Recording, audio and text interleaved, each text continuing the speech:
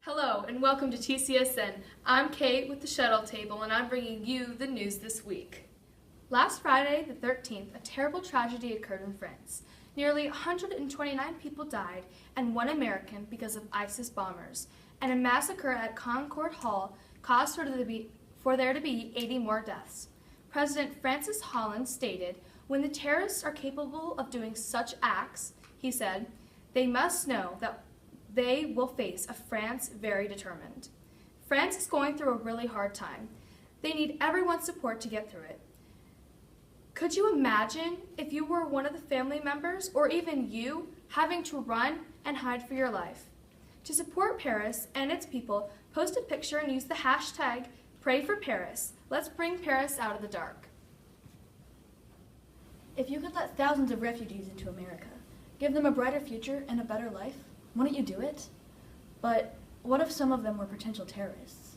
The U.S. government is facing the same confliction that you are now. There is an unimaginable tidal wave of refugees looking for a place to start a better life, but there are also a few looking to ruin that life for others. Should we let them in and risk the safety of the people who already live here? Or should we play it safe and shut the doors of opportunity? Big bust on Wednesday. Nearly 24 people were arrested in Indianapolis in drug raids connected to a Mexican drug cartel. According to authorities, investigators described the ring as a major operation importing tens of thousands of dollars in meth, heroin, and other narcotics to central Indiana. 4 people are still at large. Now on to Nathan for Science and Tech News. Pluto, once the 9th planet but now a dwarf planet, has been shocking and surprising scientists of NASA with new images of its transforming terrain shot by the New Horizons spacecraft. Scientists had recently discovered a new variety of landscapes across the surface of Pluto.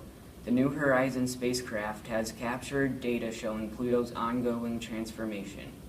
As of November 9, 2015, the New Horizons spacecraft team reported their discovery of a family of wildly spinning moons orbiting Pluto's atmosphere.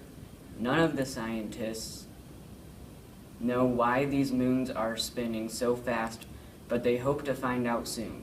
So far, only 20% of the data has been sent back to the New Horizon team lab.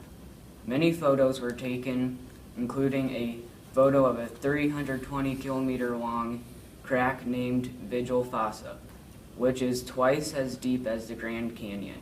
2 Earth-like mountains that shoot a form of ice out the top were also photographed by the space team. Finally, the scientists at NASA found out that Pluto's atmosphere is much more colder and compact than originally thought. More New Horizon pictures are on the way back to Earth. Who knows what new discoveries and mysteries will be discovered on the evolving planet of Pluto. Up next, we have good news.